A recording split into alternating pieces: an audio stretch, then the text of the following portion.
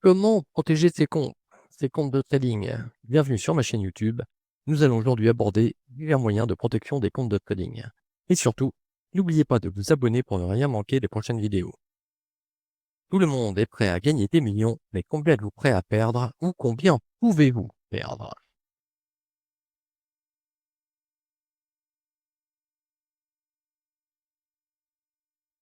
Tout d'abord, un petit sommaire. Risque disclosure, money management, une partie sur le risque management, poser des stops ou des take profit, les logiciels de supervision, les fonctionnalités avancées de Rhythmic Trader Pro, AirTrader Pro, les fins de session et les vérifications à effectuer, les solutions techniques supplémentaires, et ce sera la fin de cette vidéo. Risque d'usure, clause de non-responsabilité. Aucun des contenus publiés sur la chaîne Trading Deals ne constitue une recommandation en matière d'investissement. Le contenu de cette chaîne est uniquement destiné à des fins éducatives et promotionnelles. Trading Deals décline toute responsabilité en cas de perte financière. Il est important de reconnaître que tout investissement et transactions sur les marchés financiers comportent des risques. Toute décision relative à la réalisation de transactions sur les marchés financiers, qu'il s'agisse de la négociation d'actions, d'options ou d'autres instruments financiers, doit être prise de manière personnelle et éclairée. Après avoir mené une recherche approfondie, y compris une évaluation personnelle des risques et des ressources financières. En ce qui concerne le partage d'indicateurs ou de contenu, Trading Deals ne peut en aucun cas être tenu responsable de potentielles pertes financières ni des dommages matériels qui pourraient être causés par des virus informatiques. Nous allons maintenant parler du money management. Très important lorsque l'on veut, bien entendu, protéger ses comptes et pouvoir durer sur les marchés financiers.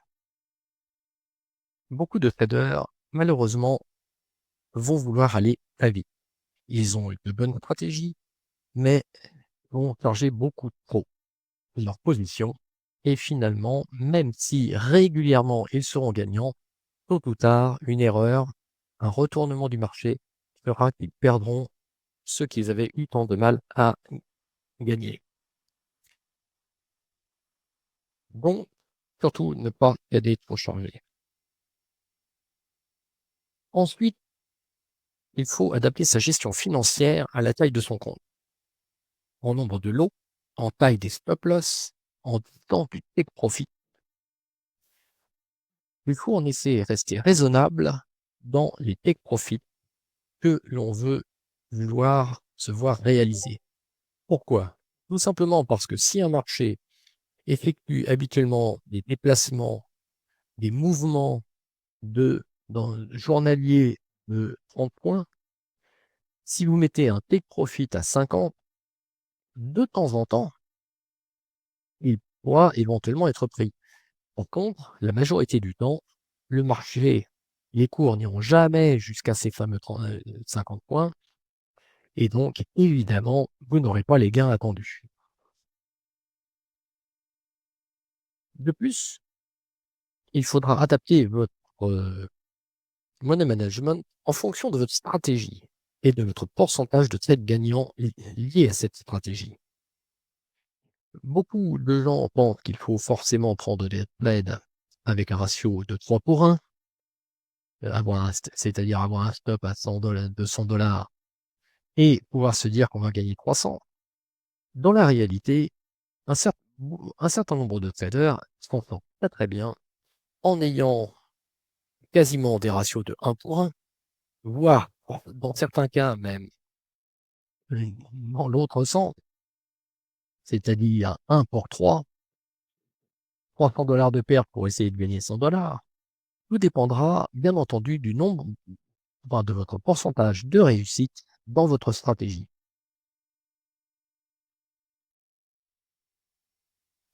Je ferai très certainement d'ailleurs une vidéo beaucoup plus complète sur le money management. Risk management maintenant. Le risk management, de façon globale, comprend tout ce que vous devez prendre en compte pour effectuer une session de trading qui soit la plus profitable possible. De façon générale, il faudra en 1 regarder le temps qu'il fait, par exemple une tempête de neige à venir ou un ouragan. Bref, tout ce qui pourrait affecter, par exemple, les lignes électriques ou les lignes internet. En 2, évidemment donc, ce que je venais de dire, la qualité de votre connexion internet. Si, si on vous a mis un petit papier, comment dirais-je, dans votre boîte aux lettres disant que des travaux allaient être faits dans votre rue, concernant, justement l'arrivée, de la fibre chez vous, que vous êtes branché sur la fibre et que il risque d'y avoir des perturbations, peut-être serait-il mieux, que vous évitiez de trader en utilisant la fibre ce jour-ci. En 3, il faudra vérifier aussi le rollover sur les contrats futurs. Comme vous le savez, tous les 3 mois, on change de contrat. Il va de soi qu'il y a donc des semaines qui sont beaucoup plus compliquées en termes de volatilité, avec des mouvements qui peuvent être ça est difficile à suivre et très compliqué. Donc, toujours vérifier où en sont les rollovers sur les contrats. En 4, n'oubliez pas de jeter un petit coup d'œil sur les news actuelles. Est-ce que par hasard, il n'y aurait pas eu une grande annonce de fête, je ne sais pas que concernant par exemple la vente d'actifs sur Nvidia, par exemple, qui est quand même une grosse partie de la valeur du Nasdaq. Donc, tout ça, c'est un petit peu à vérifier. Tous les jours, vous n'oublierez bien entendu pas de regarder le calendrier économique, de vérifier ce que l'on appelle les drapeaux rouges, les fameuses 3 étoiles, notamment si nous sommes un jour où il y a toutes les données sur le chômage américain qui sont publiées, une journée FOMC, tout ce qui peut en effet affecter la qualité de votre session de trading. Bien entendu, il faut prendre en compte la session en cours, que l'on soit en Asie, en Europe ou en Amérique, qui ont régulièrement des mouvements sur le marché qui ne sont pas identiques et des volumes qui ne sont pas identiques entre l'Asie, l'Europe et l'Amérique. On en a parlé un petit peu, mais il faudra regarder la volatilité. Et enfin, si vous tradez sur des comptes financés par des petites firmes, l'ensemble des règles imposées par celles-ci, toutes ces règles qui pourraient vous faire perdre votre compte si elles ne sont pas respectées. Il faut les avoir lues, ne pas oublier qu'elles sont éventuellement différentes d'une propre firme à l'autre, avoir bien vérifié qu'on les a bien comprises. Entre autres, nous avons l'autorisation ou non du micro de scalping, c'est-à-dire la négociation, par exemple, pendant moins de 10 secondes. Certaines propres firmes interdisent ce genre de pratique. Certaines aussi regardent et éventuellement interdisent la négociation à l'ouverture ou à la clôture de New York, notamment pendant les 30 secondes ou premières minutes. C'est-à-dire que vous aurez le droit d'être en position à l'ouverture si vous étiez déjà en position 2 ou 3 minutes avant, mais vous n'aurez pas le droit de rentrer au moment de l'ouverture. Et pendant 1 à 2 minutes, vous pouvez avoir des restrictions sur les heures de négociation.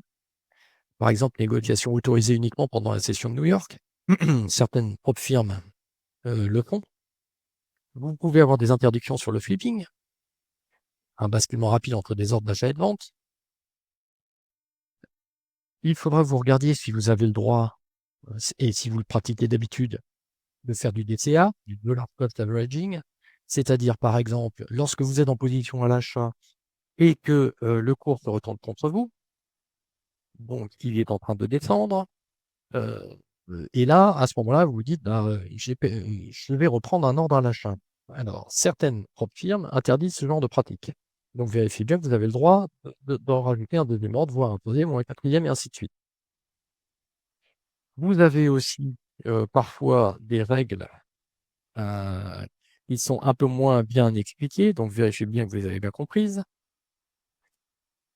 On a parlé donc de plaider les actualités lors des événements un peu particuliers, les rouges ou les 3 étoiles. Bref, vérifiez bien tous ces éléments qui peuvent, transformer votre session de trading normale en un cauchemar avéré.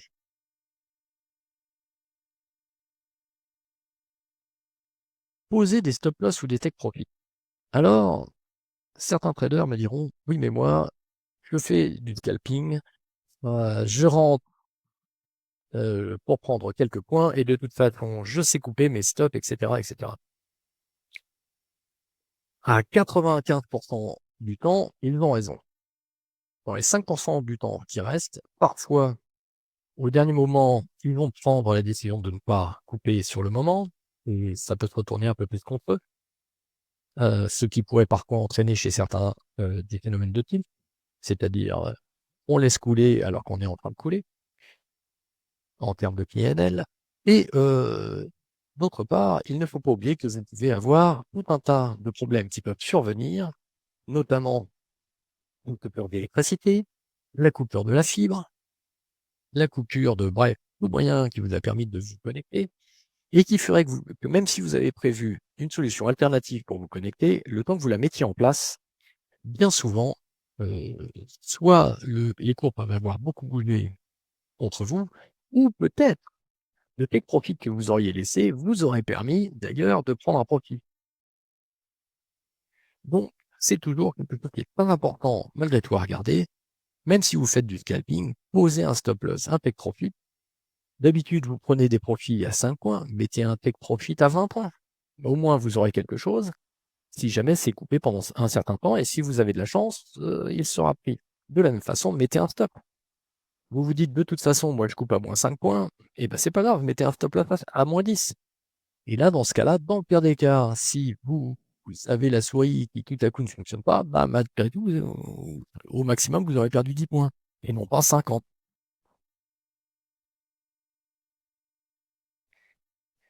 Logiciel de supervision. Alors, ces logiciels-là, il y a 2 choses. Il y a ceux qui vont, vous empêcher complètement de retrader pour la journée. Par exemple, guardianangeltrader.com. Vous allez installer un logiciel qui va vous permettre, si jamais votre stop loss est touché, eh bien, d'éviter que, vous ayez la mauvaise tendance à aller remodifier vos paramètres, notamment sur AirTrader Pro, pour, vous redonner une deuxième chance dans la journée. Alors vous aurez peut-être une deuxième chance qui peut-être vous permettra de regagner ce que vous avez perdu, mais vous auriez aussi de cette façon-là une deuxième chance d'arriver finalement à perdre une deuxième fois dans la journée. Donc, heu, comme autre logiciel, et c'est celui que nous allons présenter aussi aujourd'hui pour protéger vos comptes, Rhythmic Trader Pro. Alors Rhythmic Trader Pro va vous permettre de paramétrer chaque compte individuellement. Pour chacun, vous pourrez dire jusqu'à quel montant vous êtes prêt à perdre. Vous pouvez gérer le nombre de lots que vous êtes prêt à trader, pour éviter un phénomène de gros doigts. Vous pourrez programmer la liquidation et la clôture des ordres à une certaine heure pour toutes les transactions ou prédéfinir des horaires pour chaque indice. Vous pourrez ajouter des daily loss, des daily wins en fonction de votre stratégie ou de votre money management. Et vous pourrez, bien entendu, couper les positions, une ou les positions sur un compte si votre logiciel de trading est bloqué.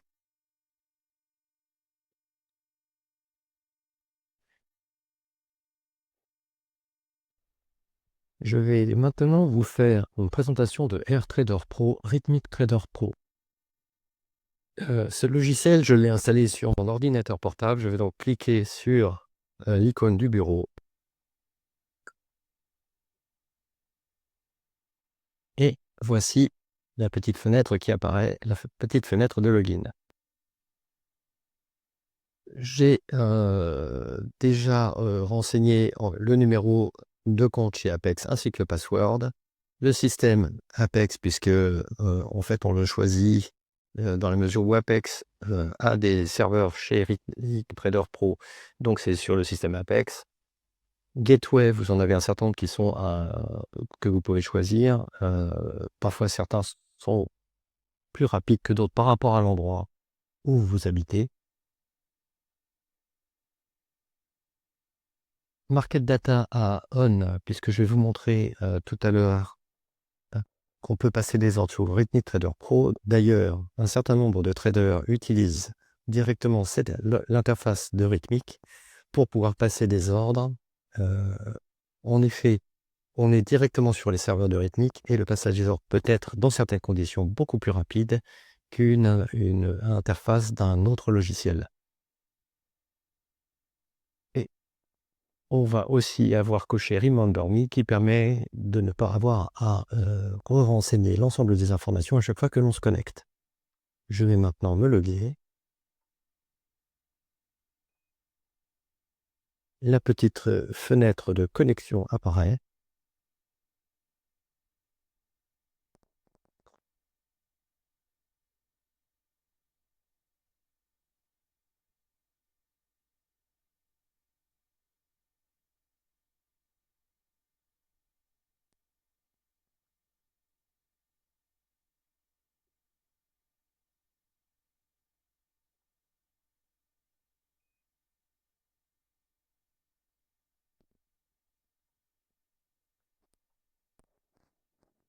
Alors, voici l'interface de Rhythmic Trader Pro. On va d'abord s'intéresser à la partie gauche, sur laquelle un certain nombre de petites icônes permettent d'accéder aux différentes fonctionnalités du logiciel. Les ordres récents, notamment ça fera apparaître une fenêtre de ce style-là. La position, les performances, l'order book, l'Apex Trader dashboard. Donc là, typiquement, je l'ai ici. Et la fenêtre qui se trouve ici, voilà. L'historique des ordres. Et un certain nombre d'autres icônes que je n'utilise et fonctionnalités que je n'utilise jamais. Tout en bas, on trouve le trade copier lié à Rhythmic. Un certain nombre de traders d'ailleurs utilisent ce trade copier pour copier leur compte. Et vous avez ici, moi personnellement, je n'ai jamais utilisé le trade copier de chez Apex. Enfin, de chez Rhythmic, fourni sur le... pas de chez Apex, mais de chez Rhythmic. Je vais vous montrer par contre comment on peut prendre des ordres sur Rhythmic. Je double-clique. Et voici l'interface qui apparaît. Je vais sélectionner un compte. Voilà. On va sélectionner l'indice que nous voulons trader. Donc je vais prendre le micro Nasdaq qui fait partie de la CME. Et voilà. Donc MNQH5, puisque c'est comment dirais-je, ce sont les cours, c'est, comment dirais-je, le contrat qui est en cours. On peut choisir si l'on veut afficher des minutes barres, des libars, hourly bar et ainsi de suite. Le type de bougie. Là, j'ai pris, donc on va être sur d'une minute, avec un jour, alors là j'ai le volume aussi d'ailleurs qui s'affiche, avec un jour de loopback, de 9h30 à 16h, alors moi je vais décocher ça, hop. Alors 9h30, alors attention, il faut savoir que je suis en heure, comment dirais-je,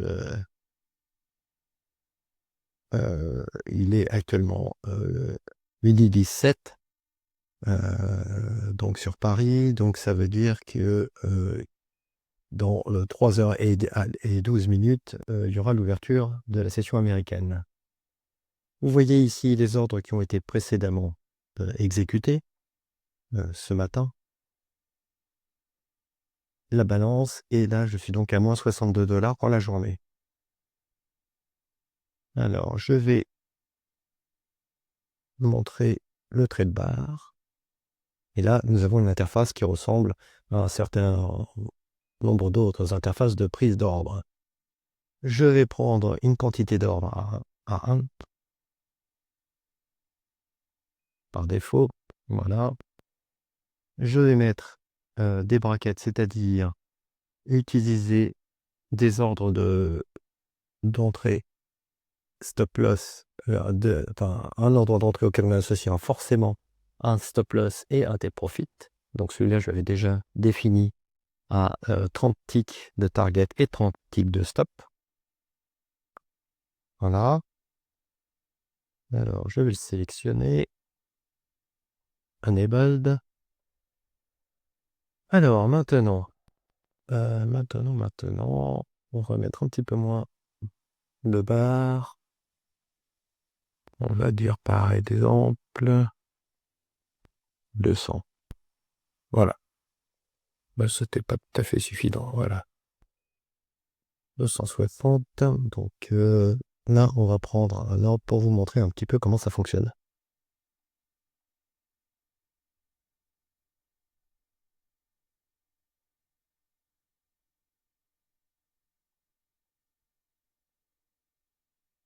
Alors, donc, on va essayer de considérer qu'on va être à la vente. Je vais faire un sell market.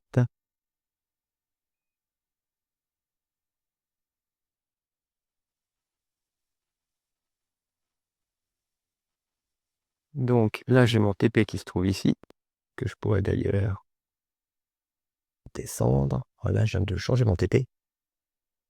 Là, j'ai mon stop loss qui se trouve ici, que je pourrais aussi modifier, comme vous le voyez.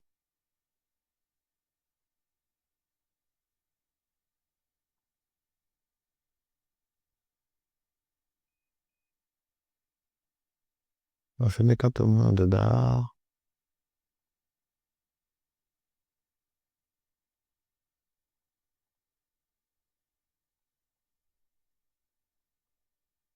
Voilà.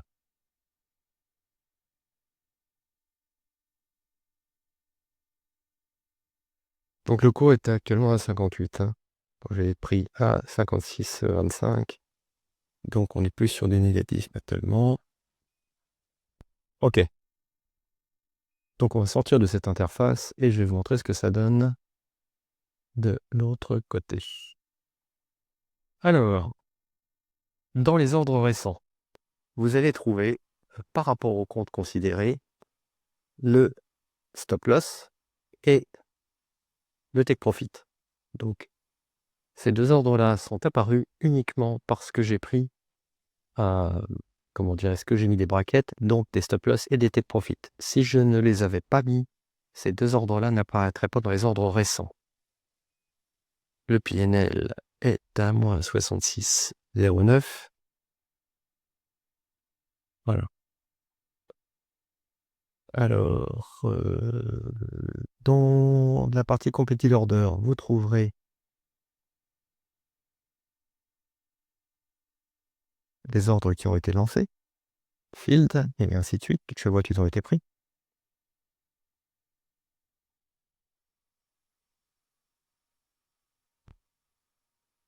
Ici, dans le trader dashboard, vous avez le compte, la balance actuelle du compte. Le cash on hand, c'était ce qui était follow de la balance max du jour précédent. L'auto-liquidate threshold value, lui, est calculé en fonction de l'auto-liquidate peak balance time et de la valeur correspondante. Typiquement, on était au maximum arrivé à 313,096. C'est un compte à 300K de chez Apex, avec donc un auto-liquidate threshold à 7500 $, moins, donc 313,096 moins 7500, on doit tomber sur les 305,596,30. C'est donc la valeur minimale du compte, en dessous de laquelle le compte sera passé en admin only, c'est-à-dire compte grillé. Le statut est donc actif pour ce compte. Là, actuellement, j'avais pris donc un ordre à la vente et j'ai déjà gagné 10 $, presque 10 $ par rapport à la prise d'ordre de tout à l'heure. Est-ce que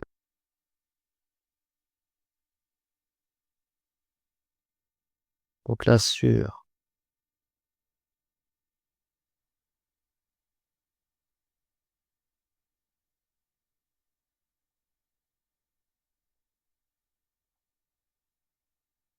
OK, donc on va le laisser tourner.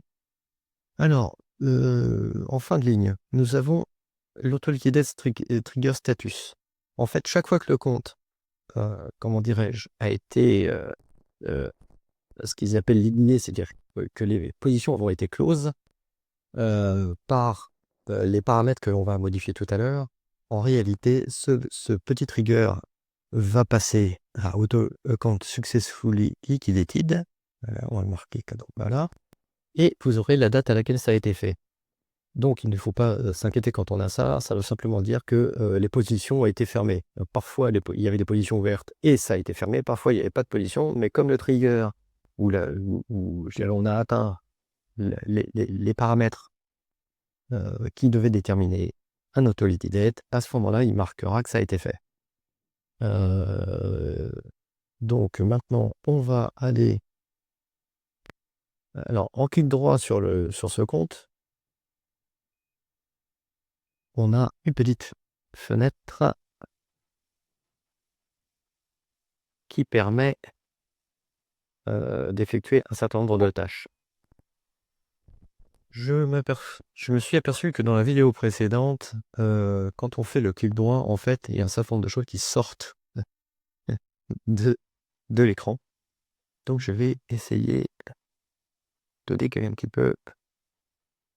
Et ben non, toujours pas.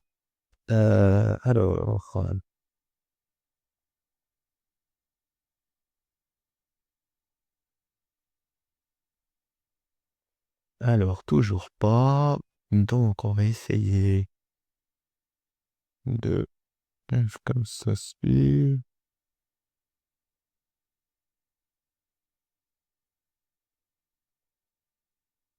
Alors, quand on fait apparaître cette petite la fenêtre, le petit enfin, le petit menu déroulant, en fait, tout en bas, vous avez un Pull Working Orders et un Pull Working Orders and Exit Position. Le Pull Working Orders va clore l'ensemble des ordres limites. Typiquement, ce qu'on a vu, c'est que les working orders, ce sont des ordres limites, les stops et les et les stops et les take profit. Si par contre on fait pull working orders and exit position, à ce moment-là, il va sortir et les ordres limites qui ont été placés et donc en attente et exactement sortir de position. Là, par exemple, si je fais un pull working order, hop, il va avoir éliminé des ordres stop. Mais par contre, on a toujours,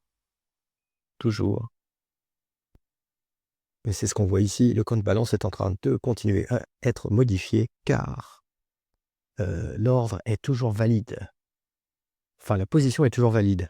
On n'a plus d'ordre de stop, on n'a plus d'ordre de, comment dirais-je, de take profit, mais par contre, la position est toujours ouverte et est toujours en train de courir. Typiquement, mon PNL est devenu négatif. Alors maintenant, ce que je vais faire, c'est que je vais retourner ici, sur le chart que j'avais mis de côté. Je vais clore celui-là. Cancel all. Voilà. Et là maintenant, comme on peut le voir, le PNL a été est maintenant bloqué et on ça.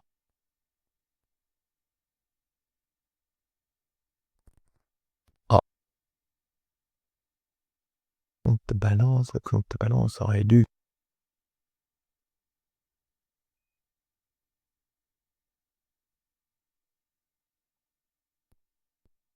Voilà, on va faire un flatten de l'ensemble. Alors maintenant, je vais reprendre un ordre à l'achat sur l'interface.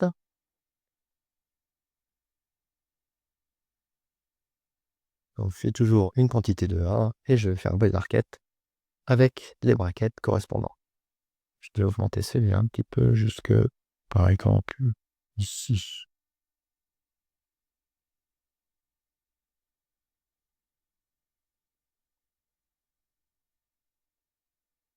Hop, et le temps qu'on passe la vidéo, je vais baisser celui-là. Ok. Donc j'ai repris cet ordre sur le chart de Redmi Trader Pro. Et maintenant, donc, je les ai surveillés apparus sur les recent orders. Donc j'ai à nouveau, donc je suis en mode long. Donc mon take profit est en long et j'ai un stop qui a été passé au G.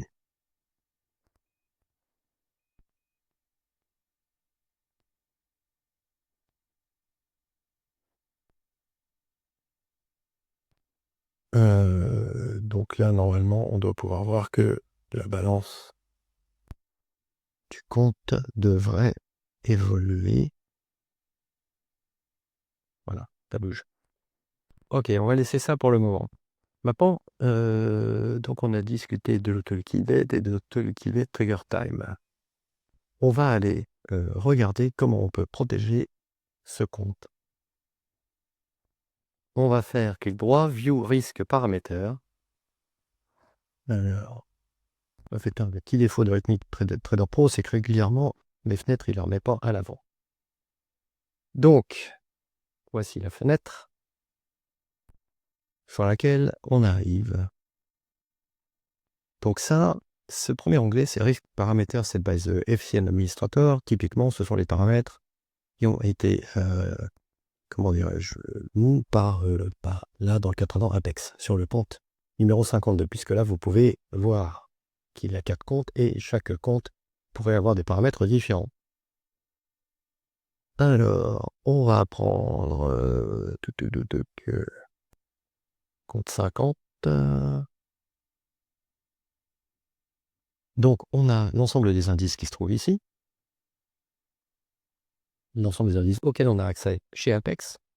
Vous avez le nombre d'ordres en achat, nombre d'ordres en limite, la perte max, on va dire, et max quantity order. Alors, le max quantity order, il faut savoir que quand vous prenez un ordre, vous pouvez placer un ordre à un stop et un take profit. Donc, si on prend 1 buy limit plus 1 sell limit, on aura évidemment max order 2. Enfin, et donc 35 plus 35 donne 70. Sur un compte à 300K, vous avez maximum 35 ordres que vous pouvez, comment dirais-je, passer. Donc, vous pouvez du coup avoir 35 TP, 35 stop loss. Donc à ce moment-là, le maximum d'ordres que vous pouvez placer en même temps est de 70. Là, vous avez des commission fill rate. Typiquement, c'est le montant des commissions en dollars. Il faut savoir que ça, c'est pour l'ouverture d'un ordre. Et comme quand on ouvre un ordre, en règle générale, on sort, vous le multiplierez bien entendu par 2, puisque vous avez l'entrée et la sortie chaque fois que vous prenez une position. Ils auraient pu aussi avoir rempli les paramètres suivants, c'est-à-dire ne pas autoriser le trading entre telle heure et telle heure, ou avoir mis un auto-liquidate at, c'est-à-dire fermer l'ensemble des ordres, par exemple, sur un 6 sur un CFA à 23 heures c'est Europe, chose qui évidemment ils ne font pas. On voit d'autres paramètres sur la ligne. Donc ils ont bien fait un auto-liquidate enabled, c'est-à-dire que ils ont mis un auto-liquidate enabled sur le critère qui est un maximum de perte de 7500 dollars en 7500 dollars par rapport au maximum de la balance qui a été atteint précédemment. Auto-liquidate max min account balance correspond à 320 000 puisque c'est 320 correspond au target qu'il faut atteindre pour pouvoir valider le compte.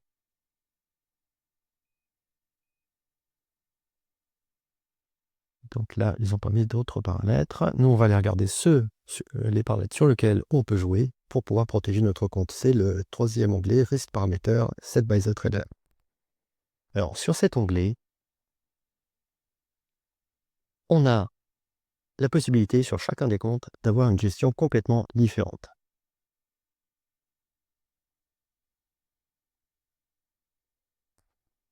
Donc, on a un peu la même présentation qu'auparavant. On peut, pour chacun des produits, chacun des indices, la possibilité de s'interdire de trader de telle heure à telle heure, ou au contraire se dire que par exemple, pour tel indice, j'ai envie qu'au maximum toutes les positions soient coupées à 17h, j'aurais pu mettre 17h, donc 17h correspondant bien entendu toujours à l'heure que vous trouvez aussi affichée dans AirTrader Pro, c'est-à-dire que là par exemple il est 12h34, il faut bien considérer que il faut que vous adaptiez l'heure de liquidation à l'heure qu'il vous reste à trader par rapport à la fermeture des cours. Donc on peut le faire pour chacun des indices, mais on peut aussi le faire de façon générale à ce niveau-là, c'est-à-dire auto-liquidate at et mettre par exemple 22h10 ici. Puisque il y a un certain nombre de profils qui ferment, comment dirais-je, qui demandent à leurs traders de clore toutes leurs positions juste 1 minute avant la fermeture journalière d'1 heure des marchés, et il y a d'autres porte-firmes qui, elles, demandent à ce que ce soit 1h30 avant ou 2 heures avant. Donc, nous, par exemple, ici, on va mettre 10.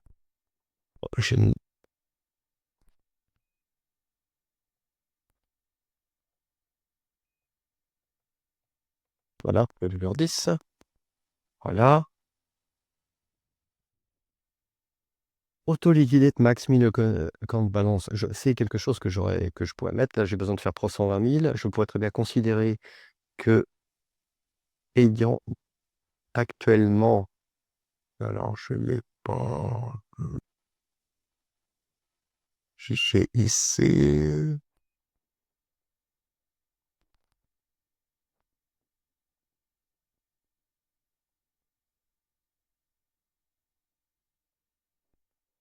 non, je cherche l'appellation de mon compte, voilà.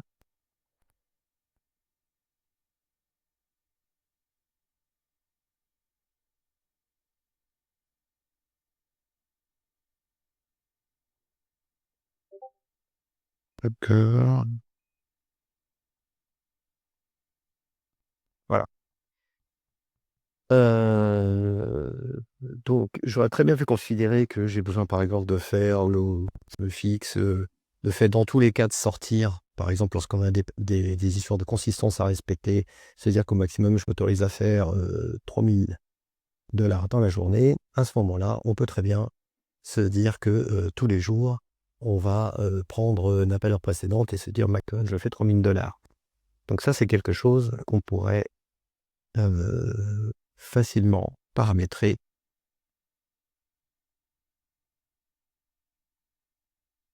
ici. On pourrait se dire que je prends 3000 $ de plus que la journée d'avant, y compris si j'ai fait des pertes, et de me dire je la clôt ici. Alors, nous allons pouvoir voir les différents critères de liquidation que nous pouvons utiliser. Minimum account balance. Alors, on a vu que le maximum PEX est une descente de 7005 par rapport au maximum de balance effectué les jours précédents. On pourrait très bien se dire, par exemple, que si je considère que vraiment j'ai beaucoup perdu, à ce moment-là, il faut que je change de stratégie. Je pourrais très bien me dire que je m'autorise à un grand maximum de 4000 $ de perte. Donc, je ferai ma balance actuelle, moins 4000 $ et je mettrai exactement la balance qui m'intéresse. Je peux m'autoriser un maximum de pertes journaliers, c'est le loss limit. Là, je peux très bien me dire, tous les jours, je perds un maximum 2000 $. Et donc, ça veut dire que dès qu'il atteindra dès qu'il atteindra les 2000 $, à ce moment-là, il coupera les positions. Je peux faire un trading minimum account balance ou un liquid trading minimum account balance. Moi, personnellement, j'utilise régulièrement le multiple simultaneous criteria, c'est-à-dire plusieurs critères simultanés que je vais paramétrer. Et donc, j'ai cliqué sur 7, ici, j'ai cliqué ici, ça me permet de les paramétrer. Donc, j'aurais très bien pu mettre le minimum account balance dont on parlait tout à l'heure. Et là, on a la limite de cap quotidienne, par exemple 2000, et la limite de profit quotidienne qui est à 1000. Ça, ce sont des choses qui permettent, par exemple, d'éviter de perdre plus de 2000 $ dans la journée. Et en profit limite, 1000 $, c'est par exemple se dire, dès que de toute façon, quelle que soit ma stratégie, j'atteins les 1000 $, je vais sortir. On peut aussi se dire, pour pouvoir respecter par exemple les fameux 30% de consistance, se dire, eh bien, au maximum, pour pouvoir ne pas avoir à trop faire les jours suivants, je vais m'autoriser 2000 ou 3000 ou ainsi de suite. Et à ce moment-là, il coupera automatiquement les positions. Bien entendu, suivant la volatilité, si on met par exemple ici 1000, il est possible que le profit soit plutôt à 1035, c'est-à-dire quelques dollars de plus ou quelques dollars de moins en fonction du fait que la volatilité va faire que ça va être coupé pile poil sur les 1000 $ ou au contraire être coupé un petit peu en dessous. Donc on va sauver ceci. Donc là, on a sauvé les critères. Maintenant, on va cliquer sur Auto-Liquidate, on va le mettre en Enabled, et à ce moment-là, on a maintenant le paramètre pour ce compte. Il faut surtout ne pas oublier de faire Apply. Sinon, aucun de ces paramètres ne sera pris en compte. Voilà. Donc ça, ce sont les choses qui permettent de protéger le compte avec l'ordre de liquidation, comme on disait, 22h10. 10. Alors si ça veut dire... Voilà, 22h10. Je fais Apply, et OK. Alors, donc là, comme on a vu, on a un stop et un take profit qui sont posés sur du micro Nasdaq. On a la balance du compte et on a un PNL à moins 78 $. Ce qu'il faut savoir, l'ordre a été pris sous rythmique, c'est-à-dire que le PNL est calculé directement actuellement. On a vu aussi qu'on pouvait supprimer les stops quel était le profit, et à ce moment-là, seul le PNL sera en train de bouger. Donc ça, c'est à partir du moment où toutes les opérations ont été effectuées sous rythmique. Maintenant, ce que l'on va faire, c'est qu'on va clore ces ordres-là. On va clore ces ordres-là et on va aller les prendre ailleurs. Et on va voir que le fonctionnement du coup de rythmique est différent. Là, on peut facilement sur rythmique vérifier qu'il y a des ordres en cours. C'est toujours à vérifier d'ailleurs tous les soirs pour vérifier que tout s'est passé, qu'il n'y a plus d'ordre qui pourrait être pris, puisqu'on pourrait très bien ne pas être en position, mais avoir mis des ordres stop loss ou take profit, enfin des ordres à l'achat ou à la vente, puisque là, ça ne serait pas des stop loss et take profit, mais des ordres à l'achat ou à la vente. Donc, il faut toujours vérifier qu'il n'y en a plus. Une fois qu'on a fini sa session de trading, et bien entendu, vérifier toujours que le PNL n'est pas en train de bouger. Là, typiquement, il bouge. Ça veut dire que de toute façon, nous sommes en position. Tac. Et si on prend la position, elle est ici. D'accord?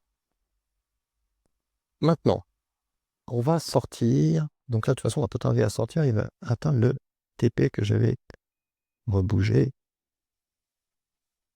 Là, je regarde. Hop.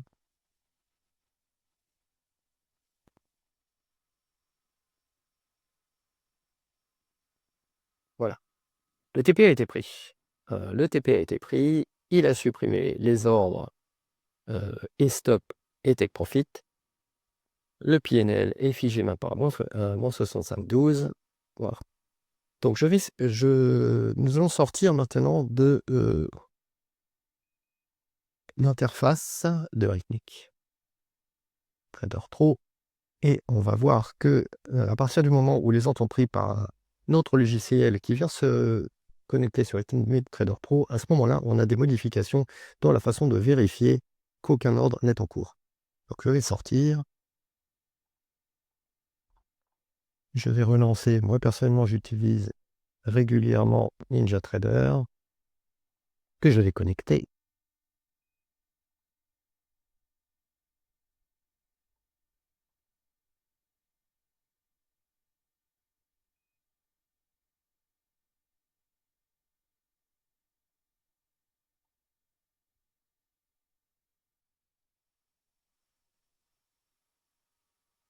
Et on va relancer Rhythmic Trader Pro. Alors cette fois-ci, on n'utilisera pas les market data. Et on va juste se connecter pour voir les états du compte. Donc, connexion en cours. Par ailleurs, je me suis connecté sur NinjaTrader. Donc, n'oubliez pas, en règle générale, vous ne pouvez pas avoir AirTrader Pro et un autre logiciel qui prennent des ordres en même temps, puisque AirTrader Pro n'autorise pas une double connexion. Nous avons à nouveau donc l'interface qui apparaît avec les risques paramètres que je vais cacher. Voilà. Donc, je n'ai plus aucun ordre en cours. Voilà. Et c'est mes jours. Alors maintenant, nous allons pouvoir prendre. Donc là, comme on peut le voir, depuis les fichiers, etc., il n'y a aucun ordre. Je vais prendre des ordres sur NinjaTrader.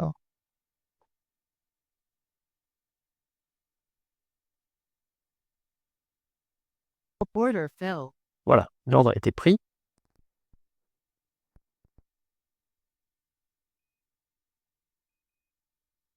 Alors là, cette fois-ci, on va voir une petite particularité, et de laquelle il faut vraiment se méfier. On a bien un stop et un take profit qui ont été placés. Je vais d'ailleurs vous montrer l'interface de NinjaTrader. Comme vous le voyez, l'ordre a été pris. J'ai un take profit et j'ai un stop loss que j'ai intentionnellement mis beaucoup plus bas de façon à pouvoir vous montrer ce qui se passe. Je vais le rehausser d'ailleurs. Voilà. Alors, ce qu'il faut bien comprendre, c'est que on a actuellement, donc on a dit stop loss et take profit qui sont placés.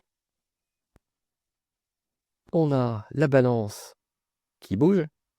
Par contre, petite particularité, le PNL ici n'est pas affiché du tout.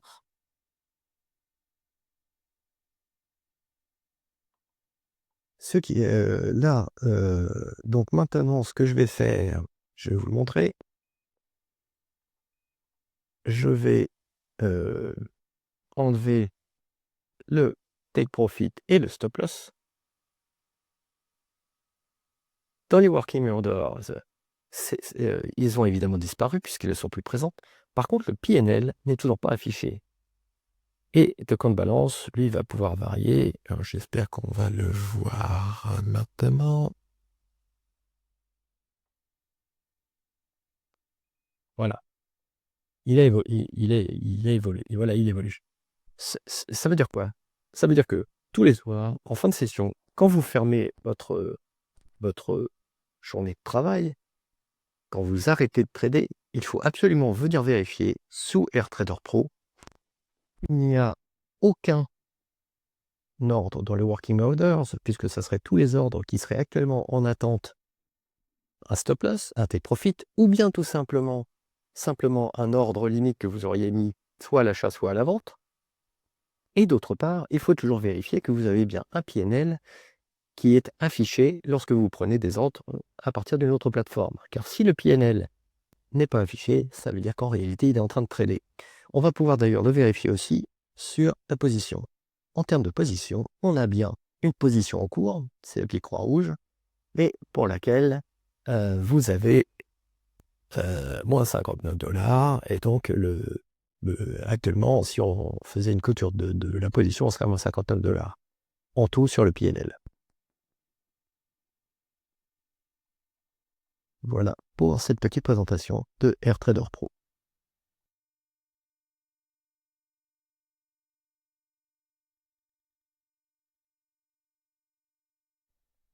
Je vais maintenant vous faire une présentation de AirTrader Pro. Donc, vous avez vu un petit peu tout ce à quoi il faut faire attention et bien entendu, tous les éléments que l'on peut renseigner dans AirTrader Pro de façon à pouvoir protéger le compte. Ça donne l'objet de la fin de session et des vérifications. Toujours vérifier et sur la plateforme de trading et sur Rithmic, si évidemment vous êtes sur Rithmic, qu'aucun ordre n'est resté, ni non, aucun ordre limite, aucun ordre en cours. Vérifier que toutes les positions sont closes et j'allais dire au plus près du marché, c'est-à-dire que Rithmic étant plus près que par exemple NinjaTrader sur lequel vous vous connectez, toujours vérifier que Rithmic marque bien qu'il n'y a plus aucune position et aucun ordre limite. Vous pouvez aussi en profiter pour vérifier le PNL des comptes, notamment.